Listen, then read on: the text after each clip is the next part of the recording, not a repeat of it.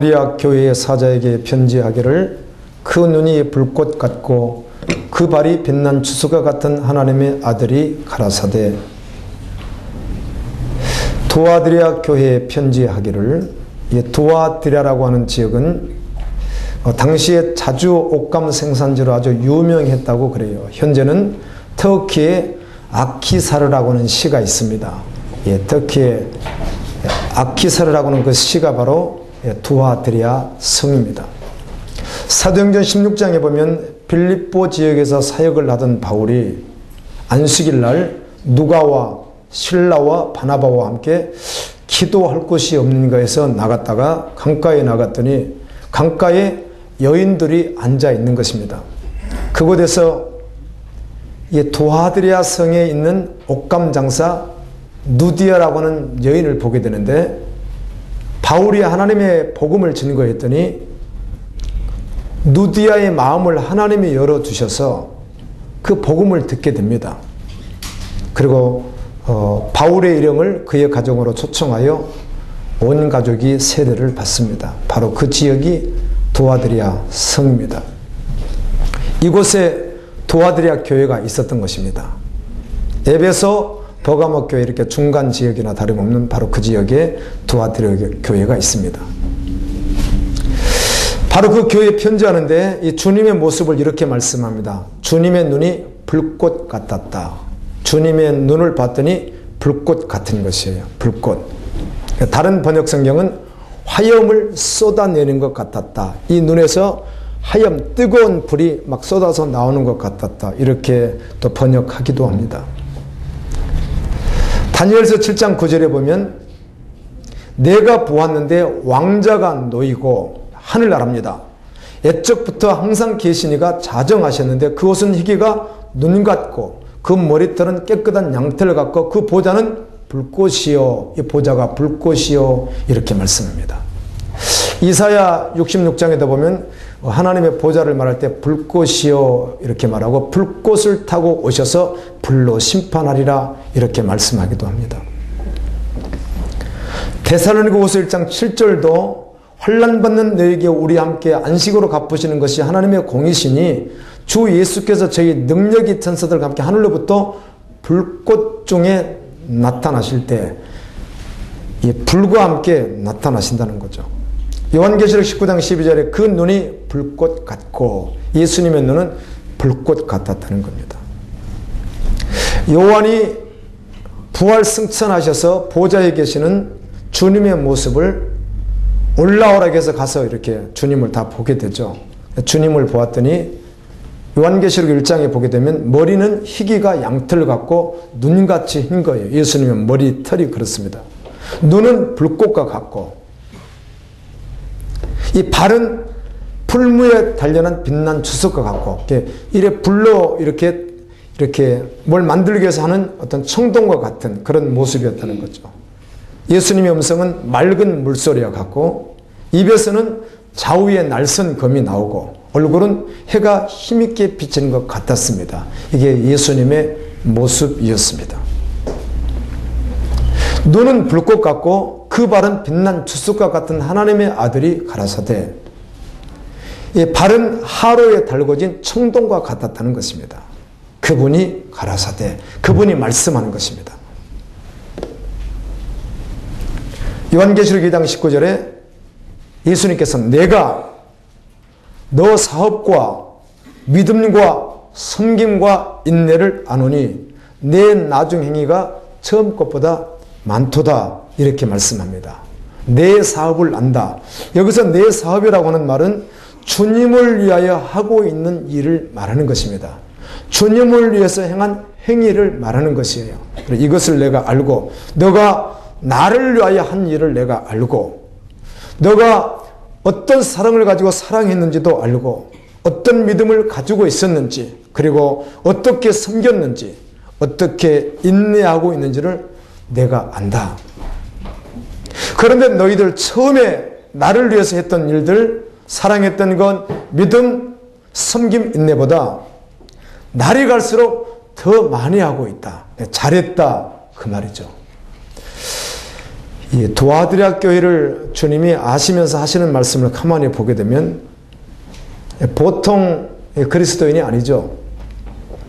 주님을 위하여 행위가 있었는데, 사업을 하고 있었는데 그 일이 가면 갈수록 더 확장되어지고 더 많이 하고, 사랑도 더 많이 하고, 믿음도 더 깊어지고, 섬김도 인내도 훨씬 더 많아졌다는 것이에요.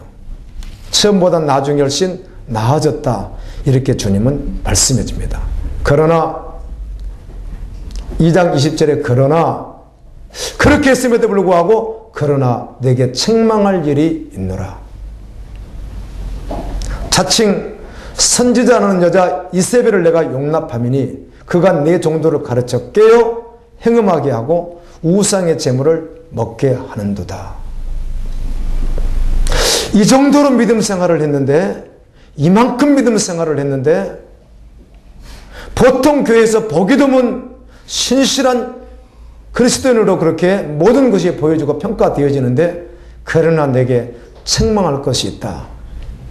그런데 책망으로 끝나지고 너가 책망을 하는데 너가 회개하고 돌이켜서 온전히 가지 아니하면 너희 자식을 죽이겠고 너희들은 심판하겠다, 이렇게 말씀하시는 거예요.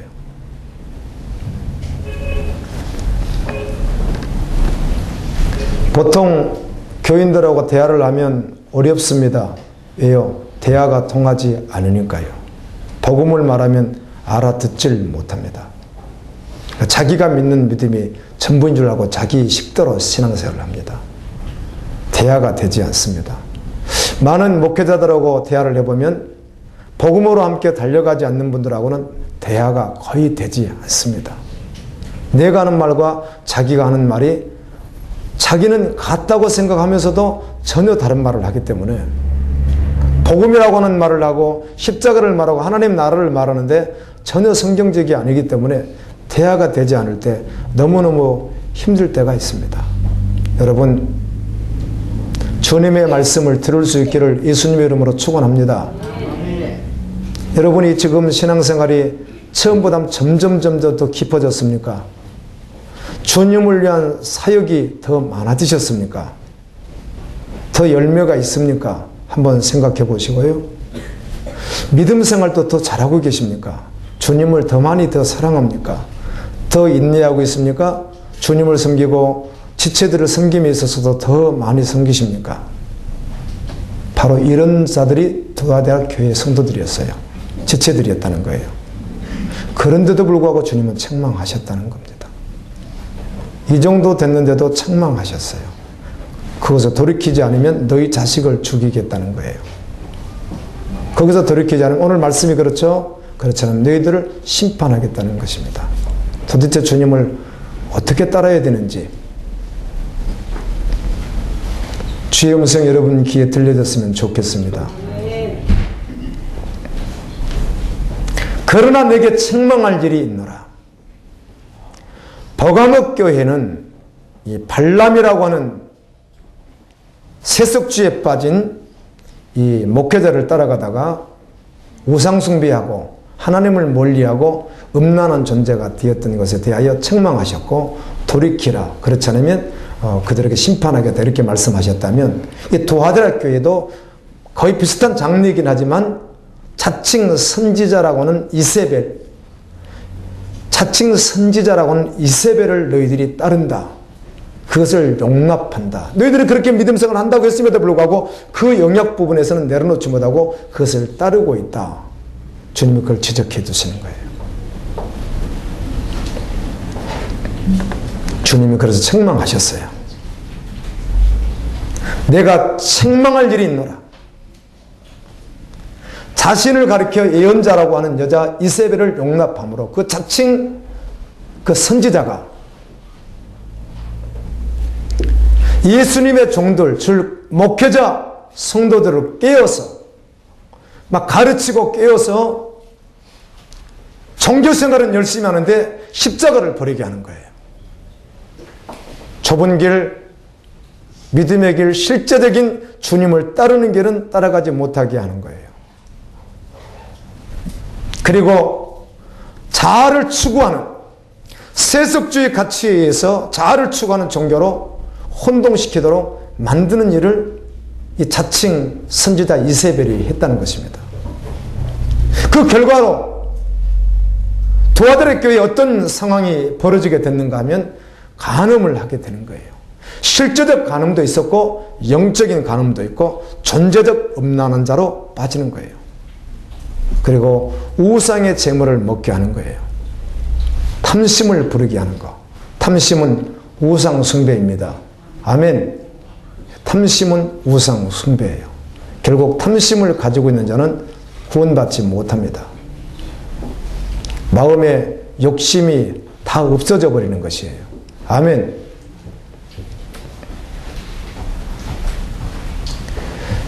이 간음 문제가 심각하죠. 예수님은 마지막 때에 대하여 이렇게 말씀합니다. 악하고 음란한 시대이다. 이렇게 말씀합니다. 역사 이래 간음은 언제나 존재했으나 지금은 이게 확장이 되어버려서 죄의 확장성이죠. 계속 확장되어 버립니다. 죄가. 이 기혼자들, 결혼한 남녀입니다. 결혼한 사람들입니다. 기혼자들을 연결해 줘서 둘이 교제하게 하는 사업이 한국에 상륙을 했습니다. 세계 이용자가 2,500만 명 정도 되는데 이미 한국에도 수십만 명이 넘게 가입이 되어 있는데 이건 비밀리에 운영됩니다. 결혼한 사람들끼리 서로 교제하게 만들어주는 사이트예요. 철저히 비밀리에 진행되기 때문에 자기만 노출 안 시키면 이건 비밀이 보장이 돼요. 그래서 유부남, 유부녀가 교제를 하는 거죠. 뭐 언제나 있어 왔지만 이제는 이게 사이트가 아예 공개적으로 이렇게 운영된다는 겁니다. 돈을 받고. 가정이 정말 문제입니다. 아멘. 가정이 문제입니다. 앞으로 더욱 가정을 파괴하기 위하여 사단이 더욱 일할 것입니다. 가정을 지켜야 합니다. 자녀들을 지켜야 합니다. 믿음으로 지켜야 합니다. 이런 모든 것들을 교회가 용납하고 있었다는 것입니다. 이세벨은 엣바알을 숭배하던 나라의 사람입니다.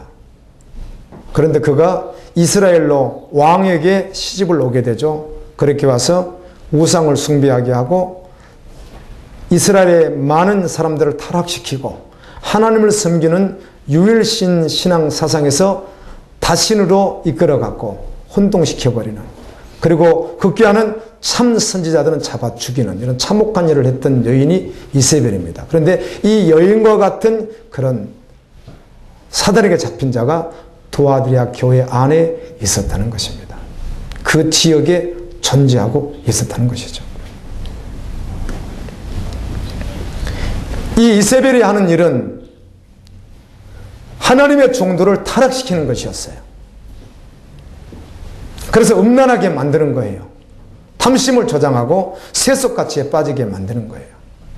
종교의 모습과 프로그램과 모든 것은 다 갖추고 있는데 실상은 십자가가 없는 거예요. 그래서 온전히 주님을 섬기는 것이 아니라 세상과 적당히 타협해도 되는 것처럼 계속 세속가치로 물들게 했던 것이에요. 예수님께서 이렇게 말씀합니다. 그 이세벨 선지자에게 21절에 또 내가 그에게 회개할 기회를 주었으되 그 음행을 회개하고자 아니하도다. 주님은 그 거짓 선지자, 교인들을 타락시키는 그도 회개할 기회를 주었다는 거예요. 충분히 주셨을 거예요. 충분한 시간을 주셨을 거예요. 충분한 말씀을 주셨을 거예요. 충분한 모든 것들을 주셨을 거예요. 누가복음을 말씀 묵상하다 보았더니 예수님께서 벳세다, 이 벳세다는 베드로, 요한, 야고보 이 사람들의 고향이잖아요. 가버나움 지역이죠. 이곳에 갔는데 예수님을 배격하는 거예요. 그래서 예수님께서 하시는 말씀이 오히려 소돔이, 두로와 시돈이, 이 두로와 시돈과 소돔은 끊임없이 하나님을 대적했던 지역들이거든요. 그들이 망했는데 내가 이만큼 말씀하고 내가 이만큼 사역을 그곳에서 했더라면 그들은 회개했을 것이다. 그런데 너희들은 나를 보면서 이 말씀을 들으면서 하나님이 하시는 일을 보면서도 왜 믿지 않느냐? 왜 회개하지 않느냐? 너희가 마지막 시대에 그들보다 견디기가 어려우리라 이렇게 말씀합니다. 여러분, 말씀 듣는 게 부족하십니까? 성경 말씀 아는 게 부족합니까? 말씀을 너무 부족하게 들어서 너무 모르십니까? 그렇게 말할 수 없다고 생각합니다. 아멘. 매 순간마다 여러분은 말씀을 듣고 있기 때문에 그렇습니다. 충분히 주셨어요. 충분히 기간을 주시고 충분히 말씀을 주셨어요. 그리고 회개하라는 거예요. 기회를 주었다는 거예요, 주님이. 그런데 그 이세벨이 회개하기를 거절했다는 것이에요. 예수님께서 이 땅에 오셔서 가장 먼저 하셨던 말씀이 마태복음 4장 17절에 이렇게 말씀합니다. 회개하라, 천국이 가까이 왔느니라. 아멘. 베드로를 통하여 어떻게 우리가 구원받을까라고 가슴을 치는 그들에게 이렇게 성령님은 말씀해 주십니다. 베드로가 가로되 너희가 회개하여 각각 예수 그리스도 이름으로 세례를 받고 죄의 사함을 얻으라. 그리하면 성령을 선물로 받으리니.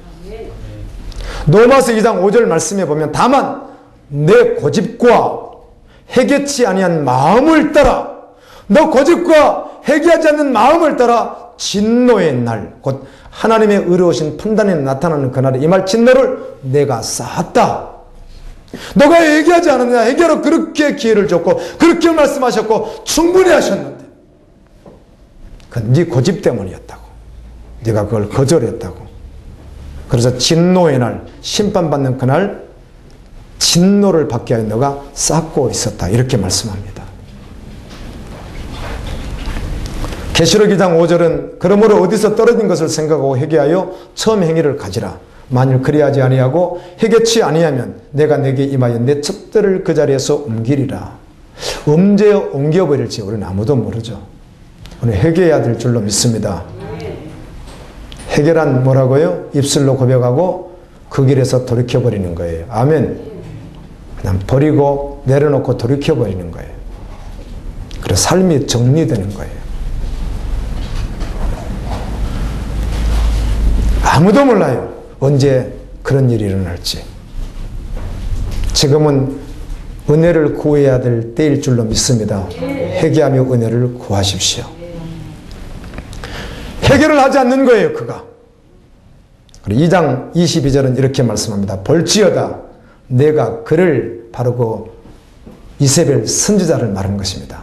내가 그 이세벨 선지자를 침상에 던질 터이요. 이 침상이라고 하는 말은 다른 번역 성경들은 병상이라고 되어 있습니다. 그 말은 이제 죽을 때까지 누워 있는 거죠. 그곳에서 누웠다가 세상 떠나는 걸 말하는 거죠. 죽을 자리로 간다는 말입니다.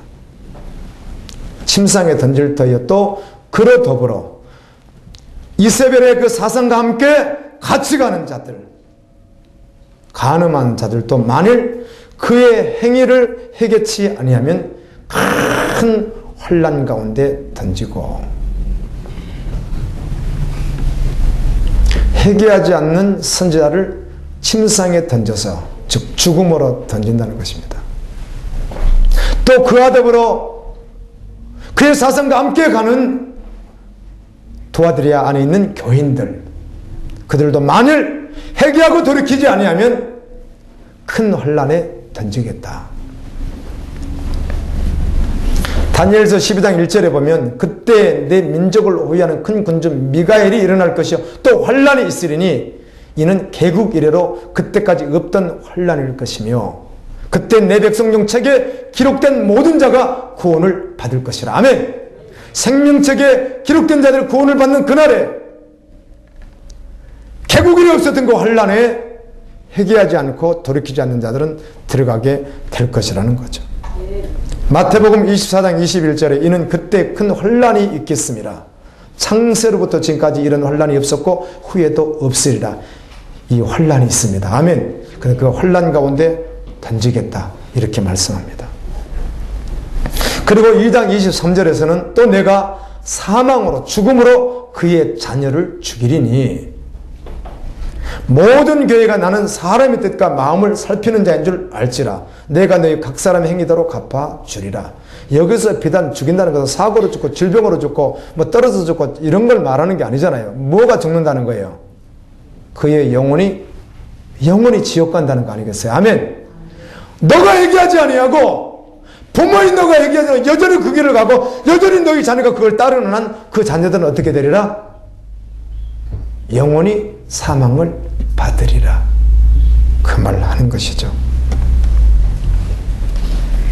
회개하지 아니하고 이세벨과 함께 음란하고 우상 제물을 먹으며 그렇게 살아가면서 출생되는 자녀들, 그들에게서 태어나는 자녀들, 그들은 영원히 사망을 받는다.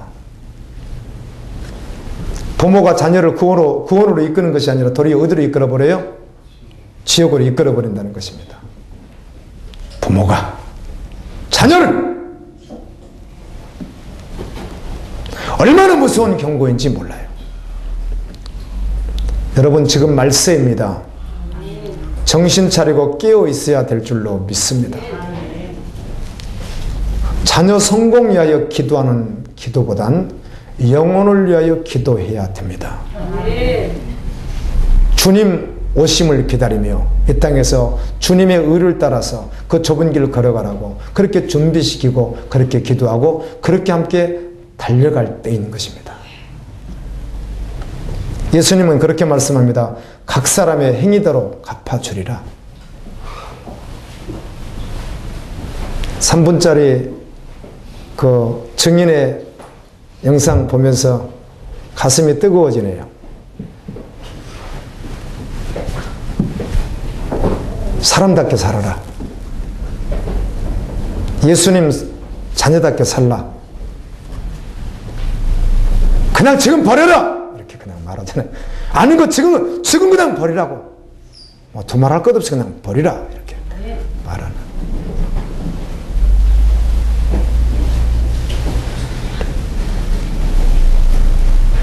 그 두 사람의 또 떠났던 증인이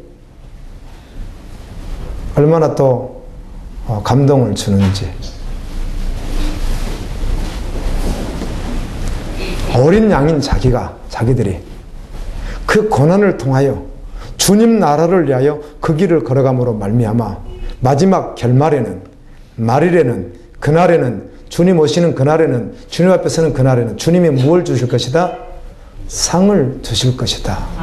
이렇게 말씀하는 주님만 바라보는 주님의 마음을 품고 주님 애통하는 심령을 가지고 그렇게 나아가는 그 지체들의 모습이 참 귀하네요. 부끄럽습니다. 많이 부끄럽습니다.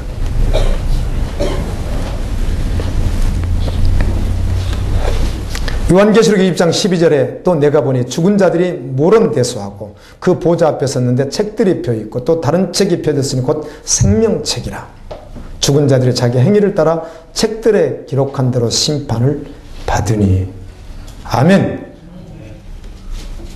보라 내가 속히 오리니 내가 줄 상이 내게 있어 각 사람에게 그의 일한 대로 갚아 주리라. 이렇게 말씀하시고 요한계시록 2장 24절에서는 두 아들에게 남아 있어 이 교훈을 받지 아니하고 소위 사탄의 기쁜 것을 알지 못하는 너에게 말하노니 다른 짐으로 너에게 지울 것이 없노라. 그 두 아들의 교회 안에 이세벨을 따르는 세속화된 적당주의, 그런 우상을 숭배하듯 담심을 가지고 자기를 추구하며 십자가 없이 믿음 생활하는 자들이 있는 반면에 그들과 다르게 그 가운데 남은 사람들, 그들은 그 교훈을 받지 않고 사탄이 이끄는 길을 걸어가지 않고 믿음을 지켜나가는 자들이 있었다는 것입니다. 아멘.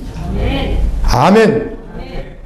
이 말씀을 다른 번역 성경은 이렇게 번역해 줍니다. 2장 24절 말씀이 두아들에 있는 사람들 가운데 거짓 선지자의 가르침을 받아들이지 않는 사람들, 그런 것을 받아들이지 않고 오직 주님을 따라가는 거룩한 무리들, 곧 사단의 깊은 흉계에 물들지 않는 사람들,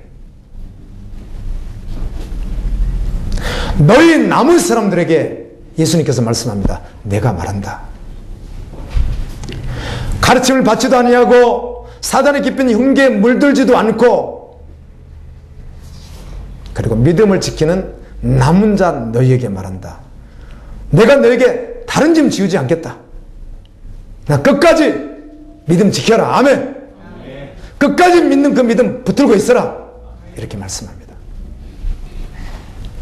여러분, 주님을 위해 살기로 결론 내십시오. 결정하십시오. 혼동하지 마십시오. 이제는 믿음으로 걸어가십시오. 믿음이 아닌 것 주님이 가르쳐 주시면 아파도 버리십시오. 잘라내십시오. 그것이 여러분의 영혼을 망하게 하는 것이기 때문에 그래요. 분별 잘 해야 될 줄로 믿습니다.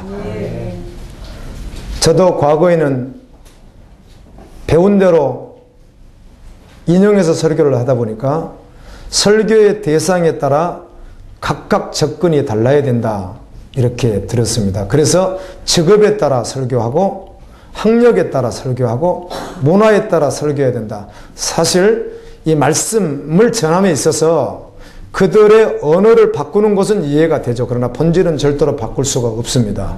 그런데 본질까지 바꿔버렸던 것이죠. 그럴 수 없는 거죠. 언제 어디서도 대상이 누구이든지 상관없이, 그가 어린이든 유치부든 노인이든 상관없이 언제 어디서도 말씀은 십자가의 복음을 전하는 것이에요. 그리고 하나님의 나라를 전하는 거죠. 그러니까 천국과 지옥을 또 전하는 것이고요. 그래서 주님 다시 오심을 전하고요.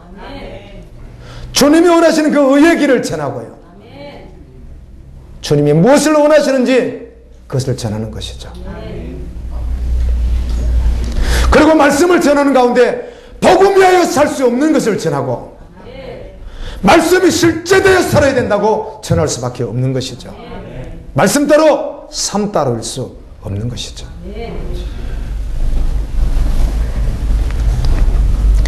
예수님을 믿는 사람이 어떤 사람이어야 된다고 분명하게 전해야 되죠. 예수님을 믿는 사람은 세속 가치를 완전히 다 내려놓고 언제 어디서도 진리가 결론이라고 전해야 되는 것이죠.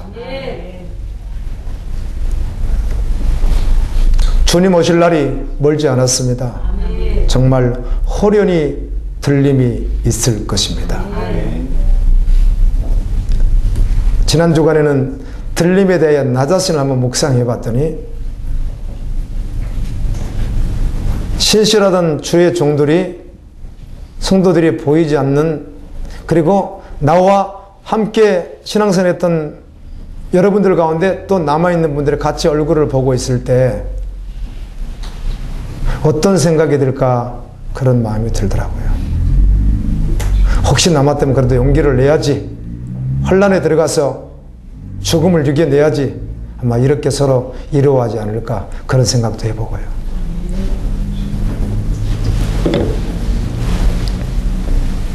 두 사람이 밭에 있다가 한 사람이 데려감을 당할 때 한 사람은 버림을 당하는 거예요. 교회에서 함께 신앙생활을 하고 있는데 한 사람이 데려감을 당할 때 한 사람은 남겨둠을 당하는 거예요. 어떤 성도는 환난 날에 비난처럼 하나님 인도하셔서 그 조막으로 장막으로 어린양 연인자치로 인도받았을 때 가지 못한 사람은 버림을 당하게 되는 거예요.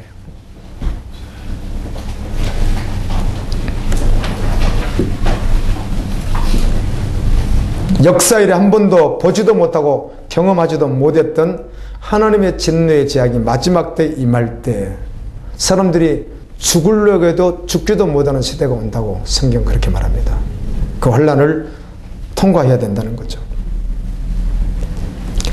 간혹 요한계시록을 강의하는 분들의 메시지를 간혹 들어보면 판타지 소설처럼 설교를 하고 꼭 안 일어날 것처럼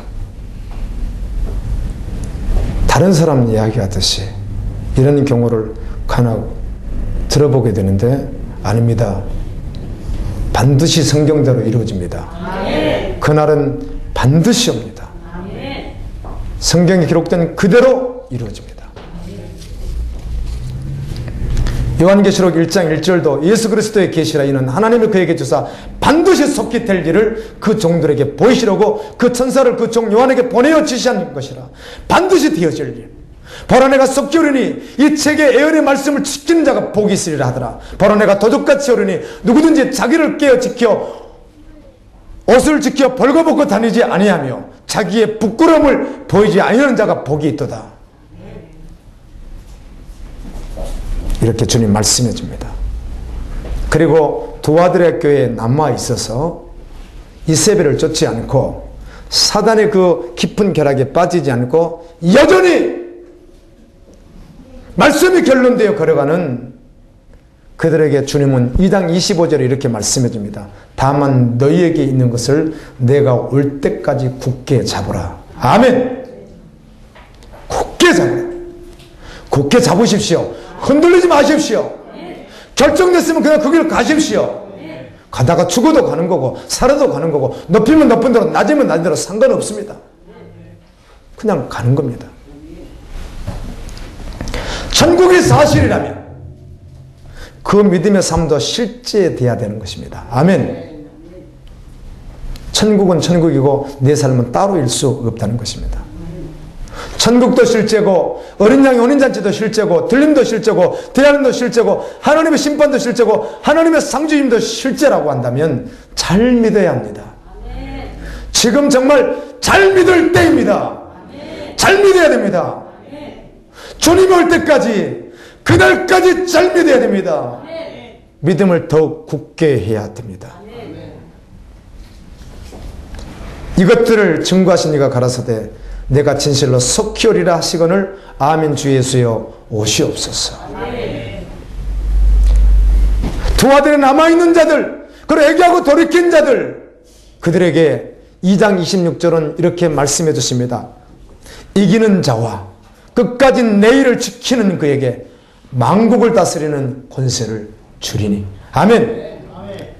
이기는 자와 끝까지 내일을 지키는 그에게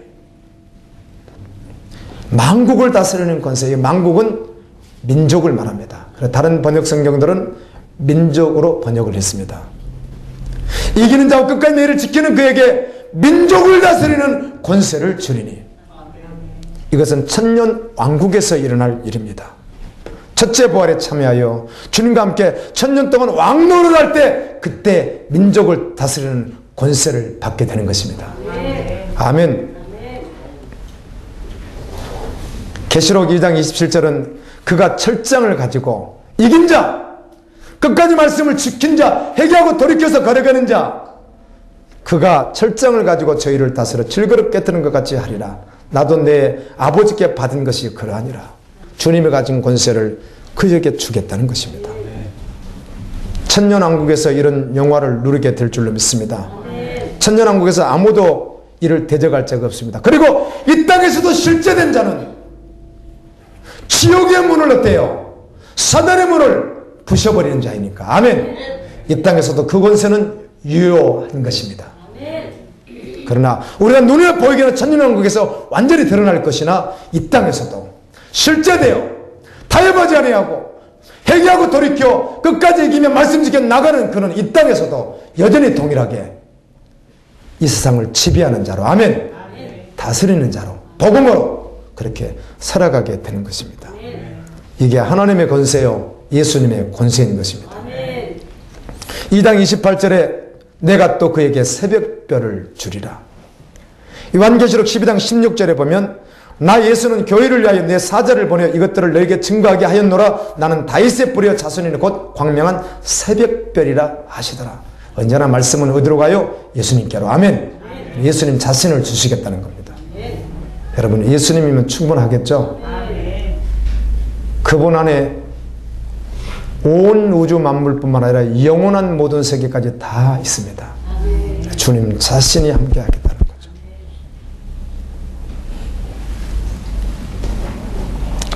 이것이면 여러분 충분하지 않습니까? 2장 29절에 귀 있는 자는 성령이 교회들에게 하시는 말씀을 들을지어다. 성령이 교회들에게 하는 말씀, 바람처럼 들려지는 말씀. 바람은 손으로 잡을 수 없으나 바람이 존재하는 것과 같이 말씀을 통하여 바람처럼 들려지는 그 말씀이 들리면 복입니다. 깨달으면 복입니다. 믿어지면 복입니다. 분별하면 복입니다. 결정되어지고 실제되어지면 복인 것입니다. 지금은 마지막 시대입니다. 악이 더욱 이 세상을 살인과 간음과 속임과 미움과 탐심으로 몰고 갈 것입니다. 성경은 이 세상이 하나님의 심판대를 향하여 전진하고 있다고 그렇게 기록해 주고 있습니다. 하나님께서는 얼마간의 기간 동안 이 세상에 악이 아주 득세하도록 허용하셨어요. 하나님이 허용하신 거예요. 그래서 사단이 마지막에 악을 강물처럼 토해내는 거예요. 그런데 하나님이 허용하셨어요. 악이 이 땅 가운데 가득 넘칠 때, 악이 더러워질 대로 더러워질 때 하나님의 사람들이 이 세상에 소망이 없음을 알고 더욱 주님께로 돌이키는 일들이 일어날 거라고요. 아멘. 세상이 악해지면 악해질수록 악에 빠지는 것이 아니라 하나님의 사람들 그리스도의 신부들은 더욱 이 세상에 소망이 없음을 알고 악해짐을 알고 그때 비로소 더욱 아버지께로 돌아올 것이에요. 그래서 주님은 허용하시는 거예요. 주님은 곧 오십니다. 주의 약속이 더딘 것은, 주님 오심 심판이 더딘 것은 주님은 회개하고 돌이키기를 원하셔서 주님의 긍휼이 기다리시는 거예요. 그러나 그때는 언제인지 우리는 알 수 없습니다. 그날은 오기 때문입니다. 하나님의 은혜의 때가 지나면 심판이 있습니다. 지금은 마지막 수수의 때인 것입니다. 이 마지막 때 우리는 진실로 회개하고 말씀 앞에 서야 합니다. 거룩하신 하나님 앞에 서야 합니다. 그리고 진리가 결론이 되어 달려가야 합니다. 그렇게 결정되어져야 합니다. 최근에 그 3명의 북한 성도들이 목사 안수를 받고 북한으로 파송을 받아 떠났습니다. 이들은 돈을 벌기 위하여 중국 친척집이나 아니면 몰래 산이나 강을 건너서 죽음의 사선을 넘어서 이렇게 온 사람들이에요. 그런데 그런 과정에서 선교사님들을 만나게 되는 겁니다. 전도자들을 만나게 돼서 복음을 듣게 되니까 생명이 바뀌어버리는 거예요. 가족의 생계를 유지하기 위해 넘어왔다가 복음을 받으니까 생명으로 바뀌는 거죠. 그리고 그분들 가운데 선출된 분들이 새벽 4시에 기상해서 밤늦은 시간까지 매일 말씀과 기도와 성경 공부, 그래서 목회자의 그 훈련을 받는 것이죠. 그렇게 훈련을 받고 3명이 마쳤어요. 아직 공식적으로 밝혀진 건 아니지만 목회자가 대해서 들어가는 경우는 이렇게 파송된 분들은 극히 없지 않겠느냐 이렇게 보는 분들도 있습니다. 근데 이분들이 이렇게 북한으로 가게 되는데 이들의 파송식 날에 파송 예배를 드리는 거죠. 안수하면서 그때 그들도 울고 아멘, 이제는 복음으로 다시 북한 땅에 들어가 하나님의 사람들을 찾는, 영혼을 구하는 일로 죽기에 내 생명을 올려드렸습니다. 그 이오만 죽음의 소굴로 다시 들어가는 그들이 또 울면서 감격하며 주님 앞에 고백하는 그때 또 파송하는 분들도 함께 울면서 기도로 올려드렸는데, 이걸 제가 보면서 사도행전의 안디옥 교회에서 금식하고 바울과 바나바를 파송하기 위하여 기도했던 모습들이 기억이 나더라고요. 그렇지, 주님이 주신 생명이 어떤 생명인데 북한 가족을 먹여 살리기 위하여 죽음의 사선을 넘어 중국에 왔으나 복음을 받고 나니 그것이 전부가 아니라 더 실제가 있었다는 것이죠. 더 확실한 생명이 있었다는 것이죠. 그 생명을 받고 다시 들어가는 거예요. 이기는 자와 끝까지 내 일을 지키는 그에게 만국을 다스리는 권세를 주리니. 하나님,